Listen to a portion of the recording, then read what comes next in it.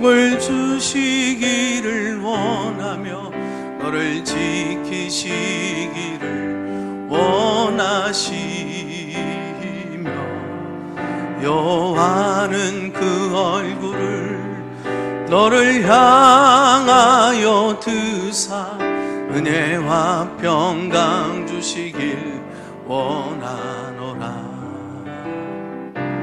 너를 보배롭고 존귀하게 여기시는 하나님이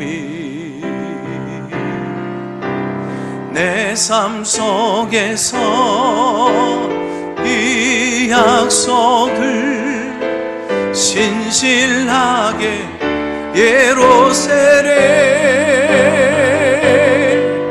땅에 기름진 것으로 하늘에 신령한 것으로 너를 복주시고 지키실 하나님이 너의 영혼 잘 되도록 은혜 베푸시며 영광으로 인도하시리. 아닥사스다 왕 제20년 니산월에 왕 앞에 포도주가 있기로 내가 그 포도주를 왕에게 드렸는데 이전에는 내가 왕 앞에서 수심이 없었더니 왕이 내게 이르시되 네가 병이 없거늘 어찌하여 얼굴에 수심이 있느냐. 이는 필연 내 마음에 근심이 있음이로다 하더라. 그때 내가 크게 두려워하여 왕께 대답하되 왕은 만세수를 하옵소서. 내 조상들의 묘실이 있는 성읍이 이제까지 황폐하고 성문이 불탔사오니 내가 어찌 얼굴에 수심이 없사오리이까 하니 왕이 내게 이르시되 그러면 네가 무엇을 원하느냐 하시기로 내가 곧 하늘의 하나님께 묵도하고 왕에게 아뢰되 왕이 만일 좋게 여기시고 종의 왕의 목전에서 은혜를 얻었사오면 나를 유다 땅 나의 조상들이 묘실이 있는 성읍에 보내어 그 성을 건축하게 하옵소서 하였는데 그때 왕후도 왕 곁에 앉아 있었더라.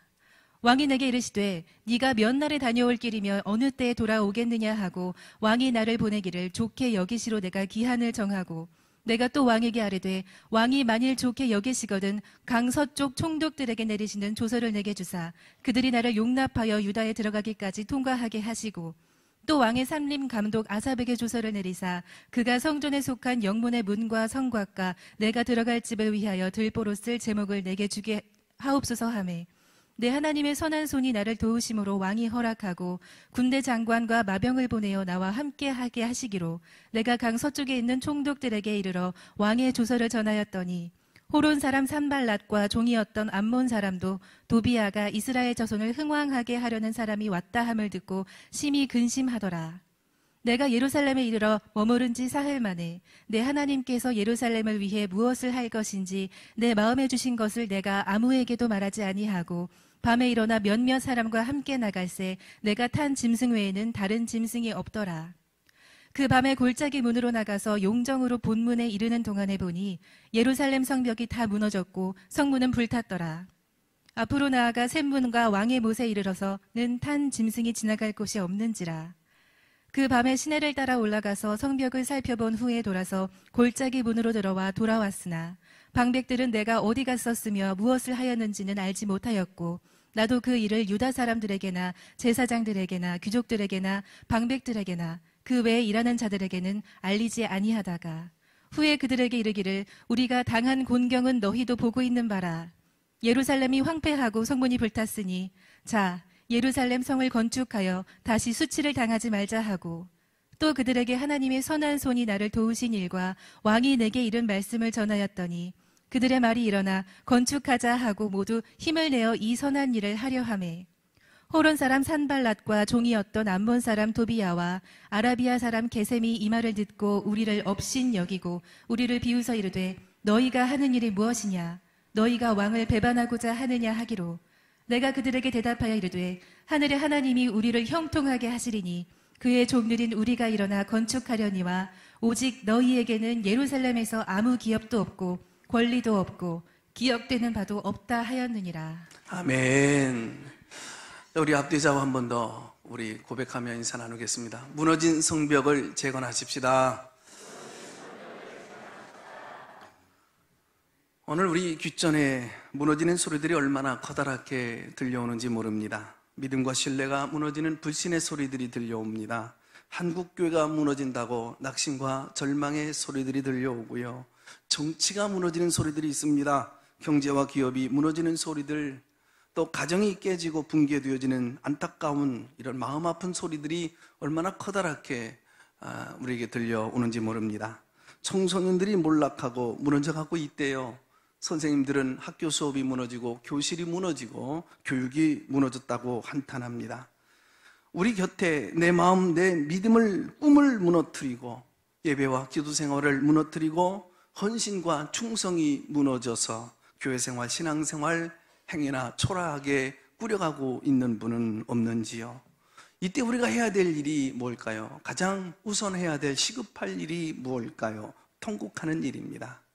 이 땅에 그리스도인들이 회복되어져야 할 것이 있다고 한다면 내 마음의 옷깃을 부둥켜 끌어안고 회복할 수 있는 눈물을 흘리는 것입니다. 느헤미야 당시 느헤미야 1장 3절 말씀처럼 예루살렘 성이 허물어지고 성문들은 불탔다 하는지라 라고 하는 이 소식 온 성읍, 온 땅 백성들에게 전해집니다. 하야게야 저 멀리 이방 땅 페르시아 땅에 살고 있던 느헤미야에게 이 소식 전해졌을 때 당신이 저지른 일도 아니고 그 책임이 어찌 본인에게 있을 수 있겠습니까? 그러나 느헤미야는 예루살렘 성벽이 무너졌고 성문이 다 불에 탔다 이 소식을 듣고 앉아서 여러 날 음식을 먹지 못하고 잠을 이루질 못하며 안타까워 통곡하며 그렇게 울며 기도합니다. 느헤미야는 고국 땅이 무너지고 불탔다는 소식을 붙들고 얼마나 울며 금식하고 기도를 하는지 이 느헤미야의 이런 품성을 영적 공감의 품성 또 공감의 능력이라고 말을 할 수 있습니다. 다른 사람의 고통을 내 고통으로 끌어안고 받아들이는 품성이 있죠. 더더구나 공동체, 사회, 민족, 국가의 어려운 위기를 자신의 아픔으로 받아들일 수 있는 그 신앙과 품성을 말합니다. 21세기 제4차 산업혁명 시대의 신앙인들이 역사를 끌어가는 리더들이 가져야 될 그 태도, 그 신앙, 그 품성 가운데 가장 아름다운 품성이 있다고 한다면 바로 이 공감의 품성입니다. 오래전에 LA에서 폭동이 일어났었잖아요. 그때 한인타운들이 막 불에 휩싸여서 다 탄 적이 있었습니다.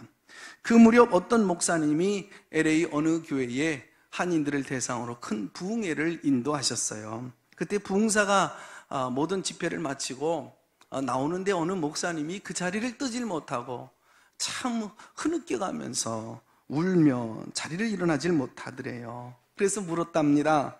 한인교회 예배당들이 불타 없어져서 그거 아파서 울고 있느냐고, 아니면 당신이 섬기고 있는 그 교회 성도들의 그 가게 상점이 불에 타서 안타까워 아파서 울고 있느냐고 물었더니 한인타운이 불에 탔는데 곁에서 보고 있는 이 미국 사회가 이걸 보고 아파하지를 않더래요. 교회가 불이 탔는데, 예배당이 불에 탔는데 주민들, 특별히 흑인 사회가 아파하지를 않더래요. 그러면서 미국 사회에서 한인으로 살아왔다는 것, 그동안 교회를 세워가며 섬기면서 살아왔다는 게 도대체 뭘 했다는 건지, 미국 사회 안에서 너무나 우리가 잘못하는 게 많았다는 증거 아니냐, 그래서 우는 거래요.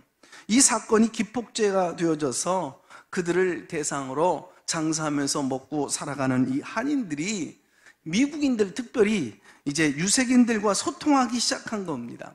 공감의 영역을 확대하고 넓혀져가기 시작한 것이죠.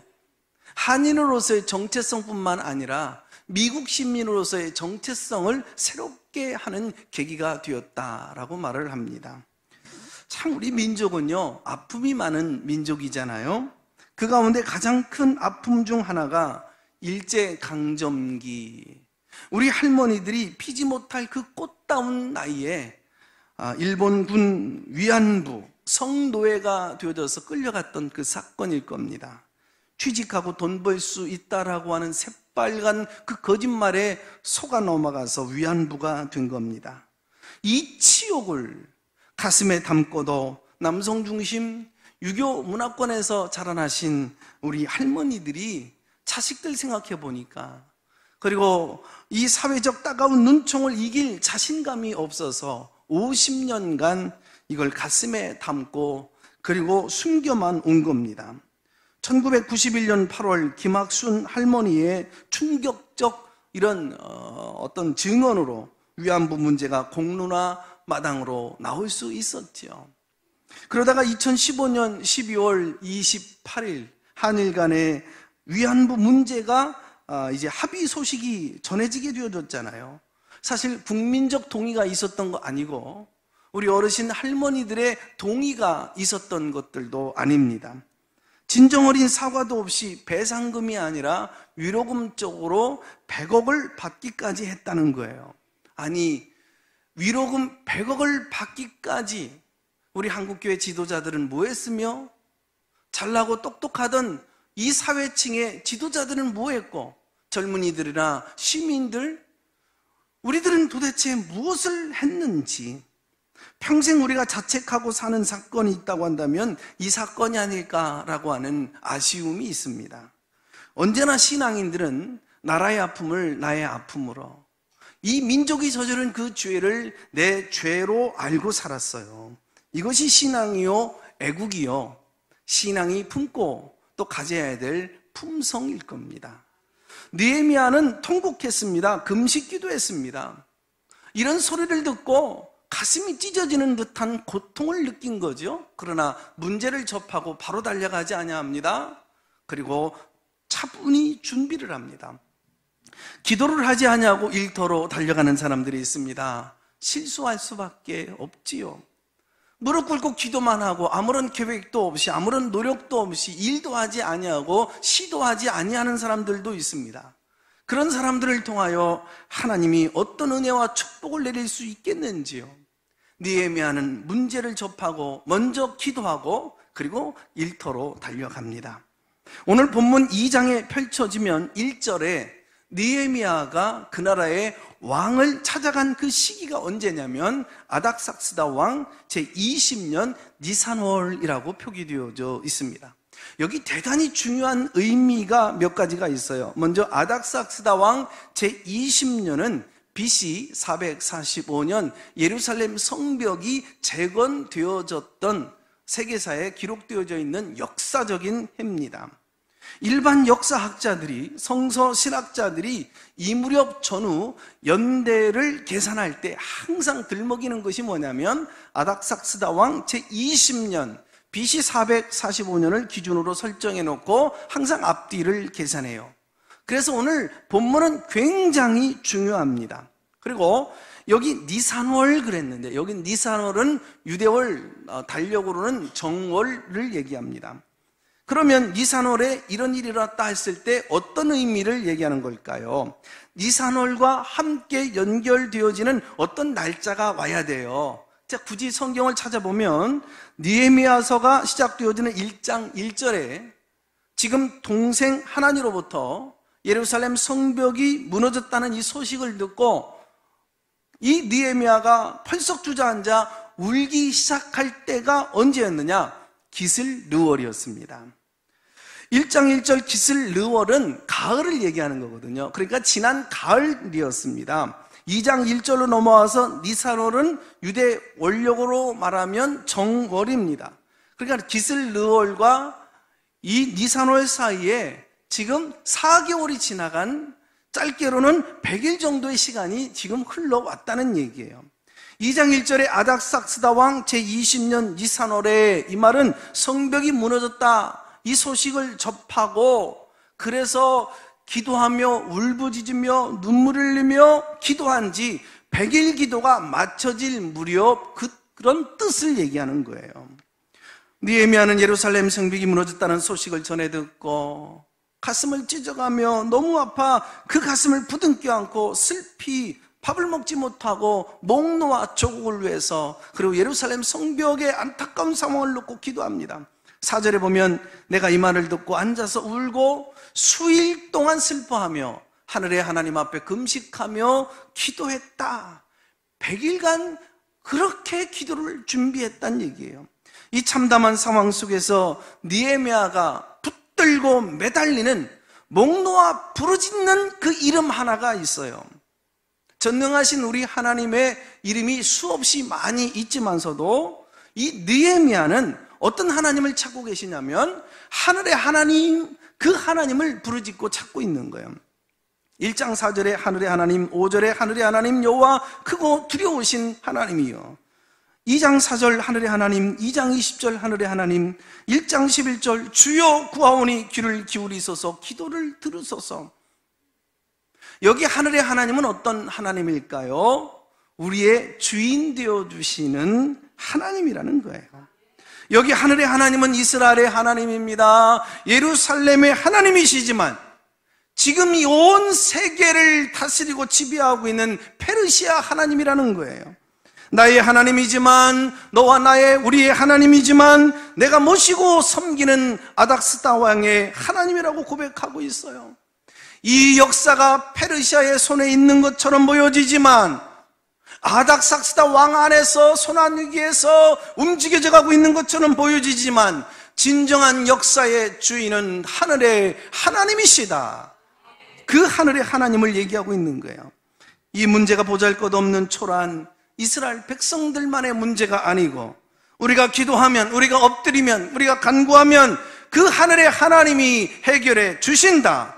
역사에 주신다. 기적을 베풀어 주신다. 이 비밀이 바로 하늘의 하나님이십니다. 분명 눈에 보이는 열쇠는 아닥삭스다 왕의 손에 있습니다. 그러나 그 열쇠를 움직이시는 분은 하늘의 하나님이시다. 이 느헤미야는 고백을 하고 있는 거예요. 여러분, 어떤 중요한 계획을 앞두고 계십니까? 어떤 계획을 앞두고 잠을 이루질 못하고 성사되지 아니할까 봐 마음 졸이며 여러분 이 시간 조바심 가지고 달려나오신 분 계십니까?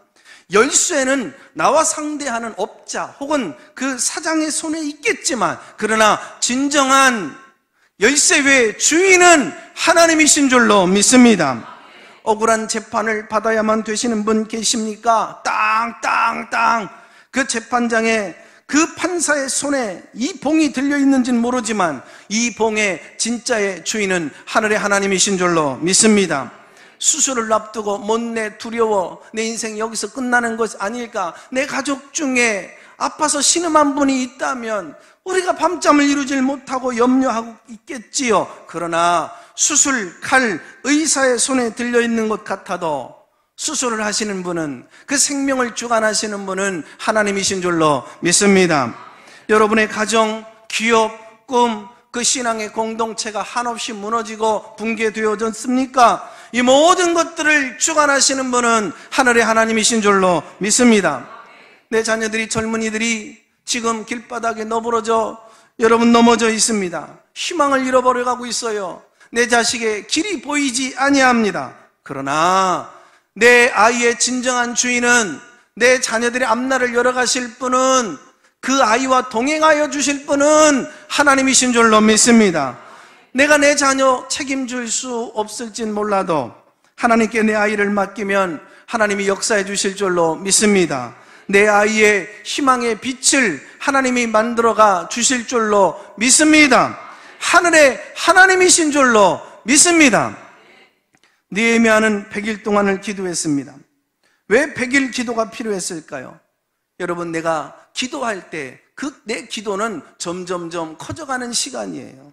기도는 내가 성숙해지고 성장해 가는 시간입니다. 예루살렘 성이 회파되고 성문은 모두 불에 타버리고 백성들은 환난과 도탄에 빠지고 이방인들에게 능욕을 받고 있다라고 하는 소식을 들었습니다. 그 누가 어려운 환경 속에, 이 험악한 상황 속에, 문제의 한복판에 자신이 십자가를 끌어안는 것처럼 끌어안고 뛰어들 수 있는 사람이 누가 있을 수 있겠을까요? 이 고통을 내가 책임지겠다고 나설 수 있는 사람이 누가 있을까요? 나선다고 한들 감동이 되겠습니까? 가능하겠습니까? 왜 인생에 연약함이 있는지라 주저주저하지 않겠습니까? 그런데 기도하는 가운데 여러분 울부짖으며 하나님을 바라보며 기도하는 가운데 여러분 믿음이 커져가는 거예요. 멀리만 계셨던 그 하나님이 기도하면서 가까이 오셔서 내 손을 붙들고 있다라고 하는 그 확신, 그 믿음이 생긴 거예요. 능력이 생기는 거예요. 하나님이 개입하시면, 하나님이 함께 하시면 이 문제, 산 같은 문제 능히 해결할 수 있으리라. 할렐루야. 그래서 하나님, 저 무너진 성벽 보고만 있지 않겠습니다. 제가 달려가겠습니다. 문제 한복판으로 제가 뛰어들겠습니다. 회파단 그 성읍 제가 쌓아 올리겠습니다. 정말 이 한복판에 이 문제를 내가 끌어안고 신음하겠습니다. 기도하고 났더니 믿음이 생긴 거예요. 자신감이 생긴 거예요. 나는 힘이 없지만 하나님은 능하시다. 나는 가진 것 없지만 하나님은 부유하시고 하나님 손안에 모든 것이 있느니라. 느헤미야는 기도합니다. 하늘의 하나님, 여호와 크고 두려우신 하나님이여, 내 조상들, 내 믿음의 선배들이 지은 모든 죄를 용서하여 주시옵소서. 내 조국이 이처럼 나약하게 무너지도록 버려둔 우리 모든 죄악을 용서하여 주시옵소서. 우리가 주께로 돌아가면 하늘 끝까지, 땅 끝까지 쫓겨난 백성도 예루살렘 시온성으로 다시 돌아오게 해 주시겠다 말씀하시지 않았습니까? 제가 가겠습니다. 주여 구하오니 귀를 기울여 주시옵소서. 제가 아픈 곳으로 뛰어들겠사오니 그 고통의 현장 한복판에 제가 부둥켜 안고 그 문제를 내가 끌어안고 달려가겠사오니 이 민족을 긍휼히 여겨 주시옵소서. 우리가 당하고 있는 어떤 위기 앞에서도 우리가 기도하면 기도는 이런 은혜를 주시는 줄로 믿습니다. 능력을 주시는 줄로 믿습니다. 도망가고 싶은 그 문제가 은혜 덩어리로 바뀌어지게 되어지는 것입니다. 메뚜기처럼 초라한 내가 저것들을 내 밥이야, 저것은 내 밥이다, 여러분 당당함이 우리 가운데 생겨지게 되어지는 것입니다. 문제를 해결할 자신감이 생겨져요. 문제는 작아지고 그 문제를 배후에서 역사하시는 여러분 하나님은 크신 하나님으로 내게 다가오는 거예요. 그러니까 문제는 보이지 아니하고 하나님이 내 눈에 보여지는 것입니다. 주여, 제가 일어서겠습니다. 제가 가겠습니다. 제가 엎드리겠습니다. 제가 십자가를 지겠습니다. 제가 이 아픔을 끌어안고 문제를 끌어안고 무너진 이 성벽을 가슴에 부둥켜 안고 일어서겠습니다. 주여 저를 붙들어 주시옵소서. 하늘의 하나님 앞에 기도를 마친 느헤미야, 조국의 문제를 손에 들고 아닥삭스다 왕 앞에 나아갑니다. 여러분, 이건 엄청난 그런 모험이고 결단이에요. 에스더가 왕 앞에 서면 여러분 부르지도 아니었는데 왕 앞에 나아가면서 그가 결단하죠. 죽으면 죽으리라. 그 결단이 바로 오늘 이 시간 느헤미야의 기도였던 겁니다. 본문 2절에 보면 임금 앞에 섰더니 임금이 느헤미야 신하를 바라보면서 너 어디 아프니? 너 많이 어디 아픈 것 같다. 너 얼굴에 수심이 가득하네. 느헤미야의 직책이 뭘까요? 경호실장, 비서실장입니다. 왕 옆에서 음식을 나누는 자리예요. 국정을 논하는 자리예요. 그 느헤미야의 역할은 굉장히 항상 왕을 기쁘게 해드리고 즐겁게 해드려야 될 직책인데 지금 저놈 봐라, 왜 얼굴이 사색이 있지? 얼굴에 근심이 사로잡혀 있네?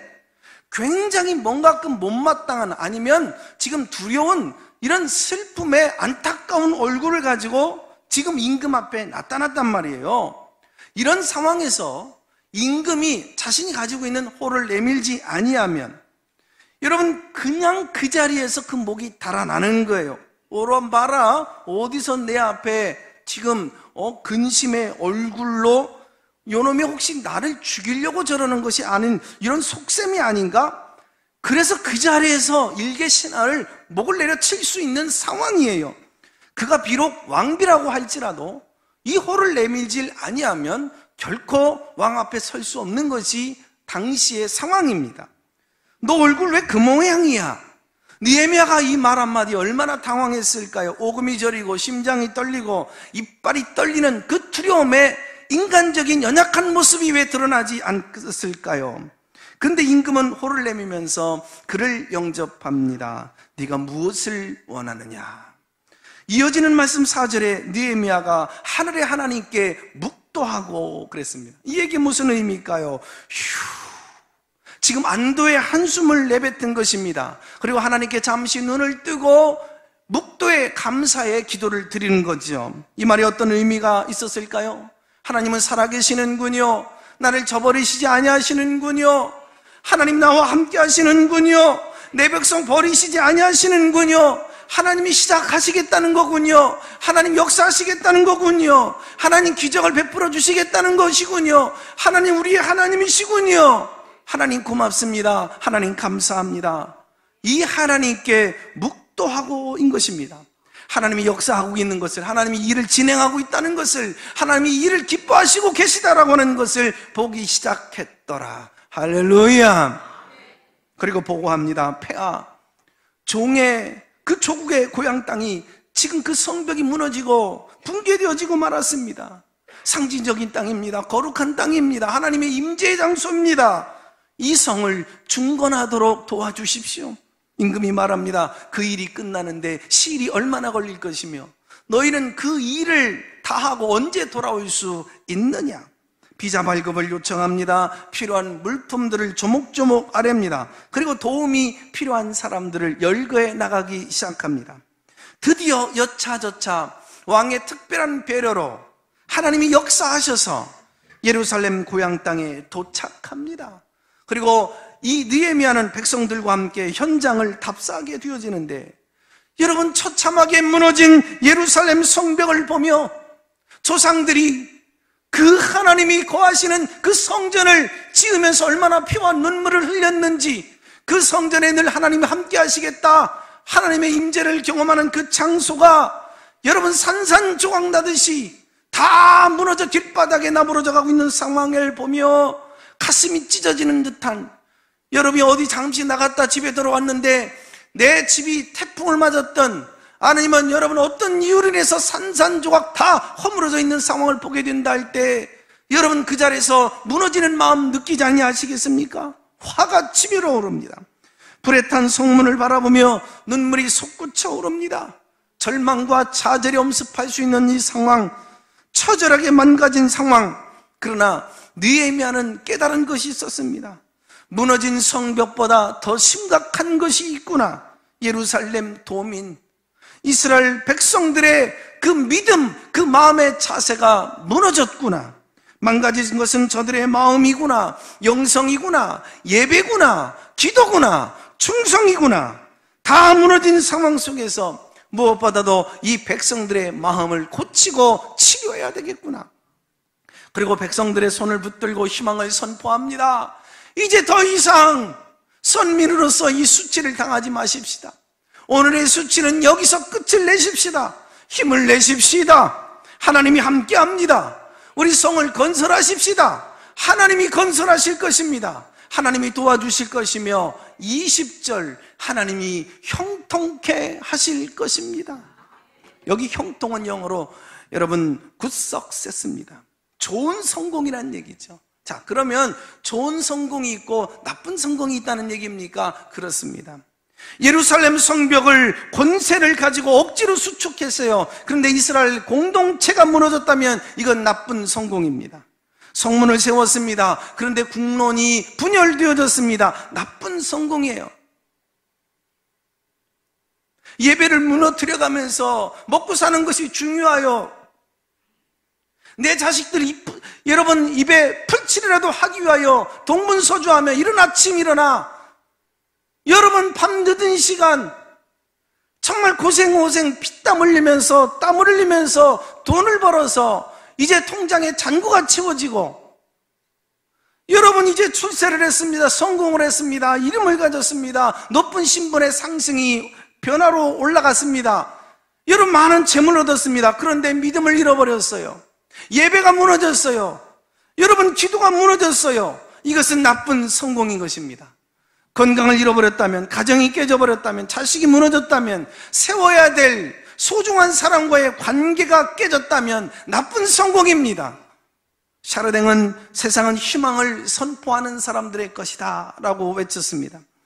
모든 것이 무너져 내릴 때에, 모든 사람들이 이제 절망을 하고 포기하려고 할 때, 아닙니다, 우리는 희망이 있습니다 라고 하는 사람이 역사를 지배한다는 얘기예요.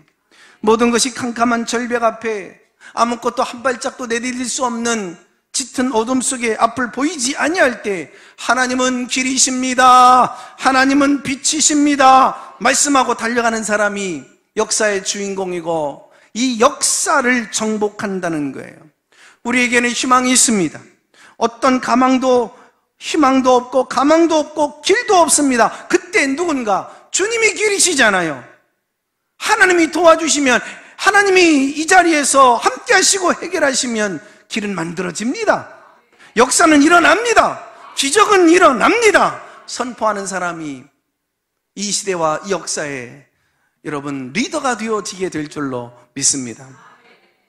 느헤미야는 문제 현장으로 뛰어들어가기 전에 이 문제를 해결할 수 있는 권세를 요청합니다.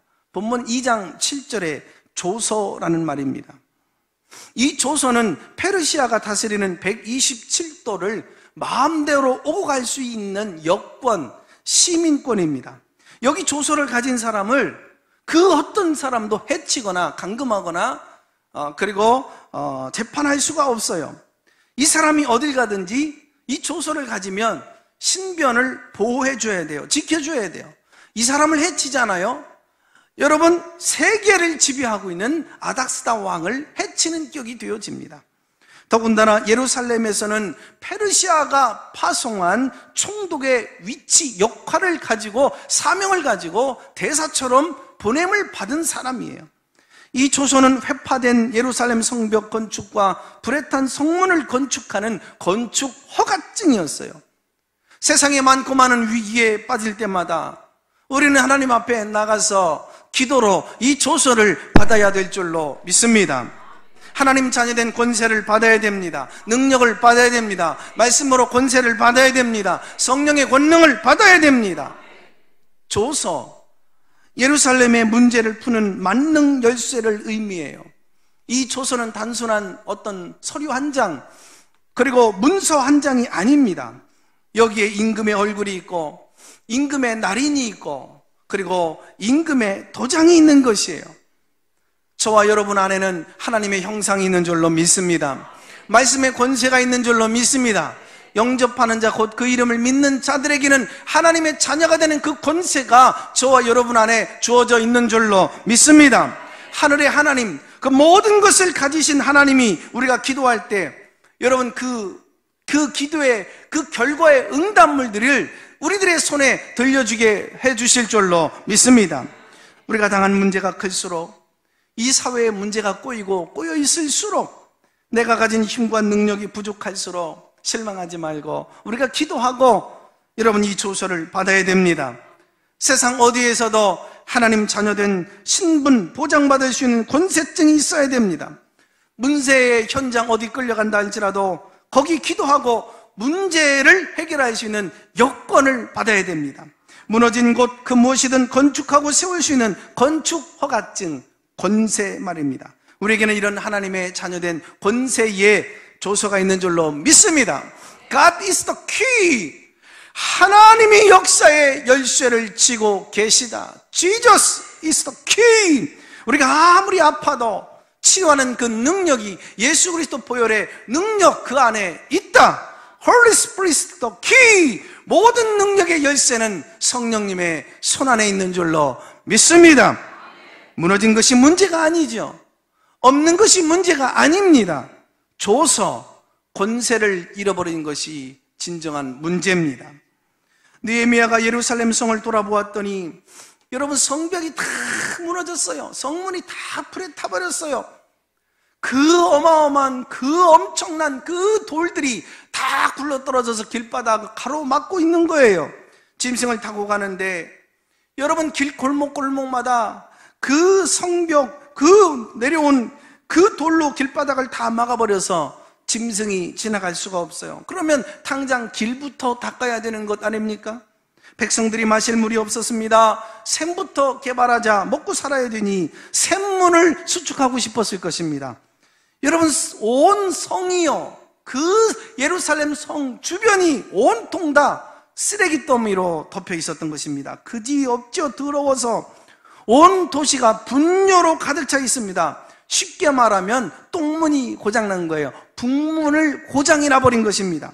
무엇보다 북문을 수축하자, 분유 처리장을 만들자, 물이 흘러가야 농사를 짓잖아요. 수문을 만들자, 그럴 수 있는 상황, 시급합니다. 여러분, 세워야 되는 상황이에요. 그런데 다 돌아보고 백성들이 함께 일어나십시다. 우리가 돕겠습니다. 우리가 따르겠습니다. 그리고 나서 믿음이 회복되어지고 기도가 끝이 나자마자, 읽진 않았습니다만 다음 시간부터 주어질 내용인데 3장 1절입니다. 제사장들과 함께 양문을 건축했더라. 양문은 양을 잡는 문입니다. 제사를 지내는 문입니다. 여기 우선순위에 문제가 있는 거예요. 하나님의 자녀들은 붕괴되어지고 문제와 위기가 찾아올 때 무엇을 가장 먼저 중요시 여기고 그리고 수축해야 하는가? 직장과 사업의 위기를 맞이할 때마다, 이 사회와 이 조국과 이 민족이 위기에 직면할 때마다, 교회 침체의 늪에 빠져 있을 때마다, 우리가 어떤 문제의 상처와 시험이 될 때마다, 우리 가정이 무너져 내릴 때마다, 내 신앙과 내 재전 그리고 내 비전과 꿈이 무너져 내릴 때마다 도대체 우리는 어디서부터 손을 대어야 할까? 제일 먼저 칼을 대고 수술을 해야 될 문제가 어디일까? 만지면 푹푹 썩어 주저내립니다. 눈을 떠서 보면 다 무너져 있는 그런 황량한 상황, 불타 없어진 것뿐입니다. 이때 먼저 무엇을 가장 중요시 여기고 세워야 할까요? 제일 먼저 세워야 될 것은 예배를 세워야 됩니다. 예배를 세우기 이전에 다른 것 세워봐야, 여러분 오늘 기도해 주신 것처럼 바벨탑이에요. 허당입니다. 예배부터 재건하셔야 됩니다. 거기서부터 10,000가지, 50,000가지 문제가 해결되어지는 것입니다. 기도를 세우십시오. 중보기도를 세우십시오. 말씀을 세우세요. 느헤미야는 제일 먼저 예배의 문을 수축했습니다. 가장 시급한 일들이 예배구나. 성수주일의 신앙을 수축합니다. 하나님 앞에 드리는 봉헌의 피 묻은 양 잡는 신앙, 봉헌의 신앙을 수축하는 겁니다. 주전 170년 유대인들은 시리아 이 안티오쿠스 4세 왕에게 나라를 잃고 엄청난 박해에 시달리게 되어집니다. 성경을 읽는 자는 모두 죽임을 당합니다. 안식일을 지키러 나가는 자는 그 자리에서 목이 댕강 날아갑니다. 이 당시 모든 박해 상황을 자세히 비교적 보도하고 있는 외경 마카베오서에 나옵니다. 사람들은 안식일을 지키기 위해서 깊은 산 속에 들어가서 동굴 속에 토구를 만들어서 놓고 삽니다. 나무 껍데기를 빗겨 먹고 삽니다. 바다 물고기를 잡아서 먹습니다. 낮에는 숨어 살고 밤에 나와서 일을 하는데, 그렇게 살면서도 아니 되겠구나, 안식일을 지켜야 되겠다 결단합니다. 시리아 군대가 저들이 안식일을 지키는 날이면 안식일을 지키러 동굴 밖으로 나오는 자를 죽이면 되겠구나. 동굴 입구를 막고 이제 지키고 있는 거예요. 나타나기만 하면 그 자리에서 목이 날아가는 겁니다. 그런데 이스라엘 백성들 이 사실을 왜 모를까요? 안식일을 지키러 나오면 피를 봐야 됩니다. 죽임을 당하는 거예요. 그런데 그 앞에 피가 강물처럼 흘러갔다는 거예요. 하루에 동굴 하나에, 여러분, 위대 이스라엘 백성들이 1,000명이 그 자리에 죽어나간 것입니다. 왜요? 안식일을 지키기 위해. 그때 한 장수가 하는 말이 있습니다. 어리석은 것들, 이 미련한 것들, 나중에 제사 지내면 되지, 예배를 드리면 되지, 목을 내놓고 달려들다니, 이런 미친 것들, 바보스러운 것들이 있나. 그러면서도 깨달으면서 고백한 말이 있습니다. 참된 신앙은 미친 짓을 하는 것이구나.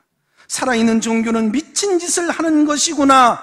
세상 사람들이 보면 어리석어 보이지만 그 진리를 지키기 위해서는, 믿음을 지키기 위해서는 자신의 목숨을 초계와 같이 내어놓는 그 순교자의 정신, 광인의 정신, 그 미친 사람의 정신 없이는 그 진리가 지켜지지는 아니하는 것이구나.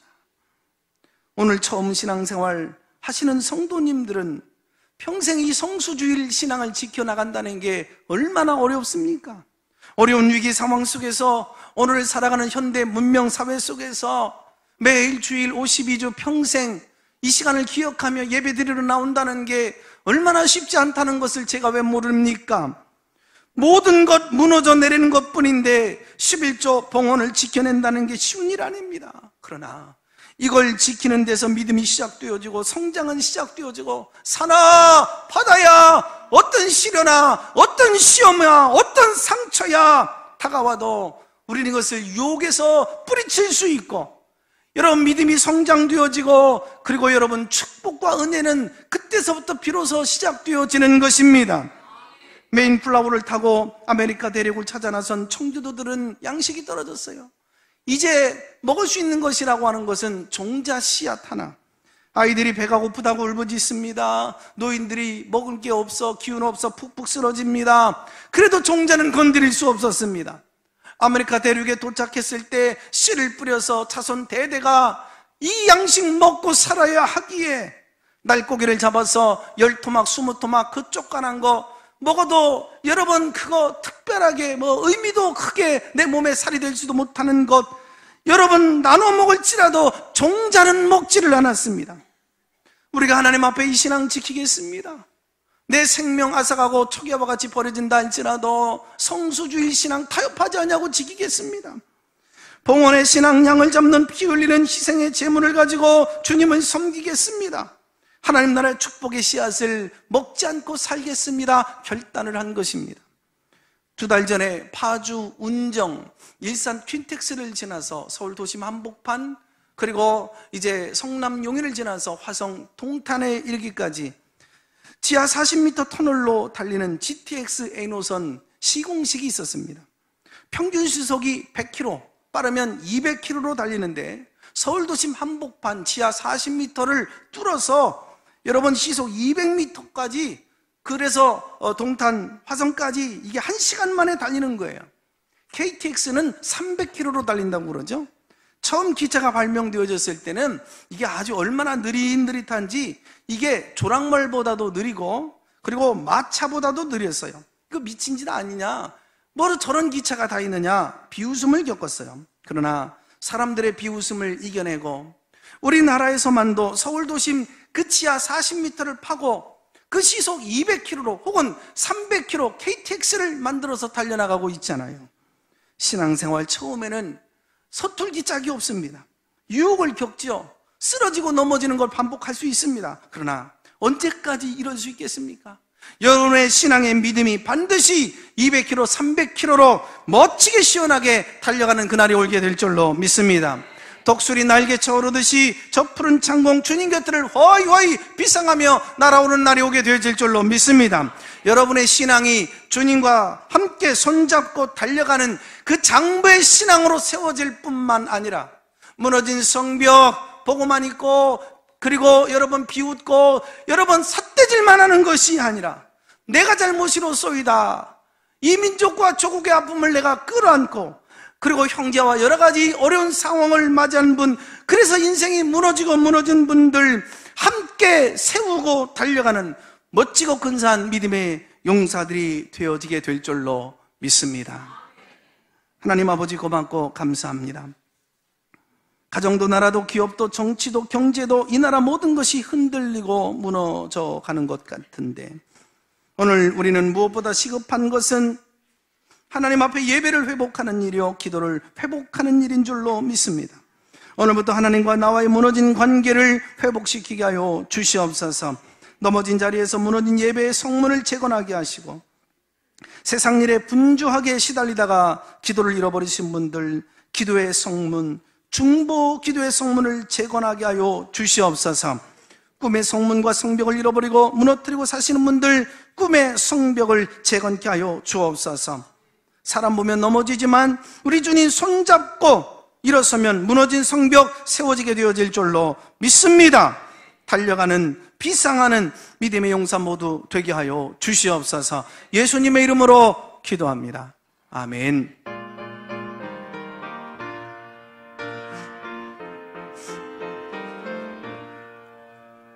빈들의 마른 불같이 시들은 나의 영혼, 주님이 약속한 성령 간절히 기다리네. 감으로 메마른 땅에 단비를 내리시듯 성령의 단비를 부어. 4절입니다. 참되신 사랑의 언약을, 참되신 사랑의 언약 어길 수 있사오랴. 오늘의 흡족하는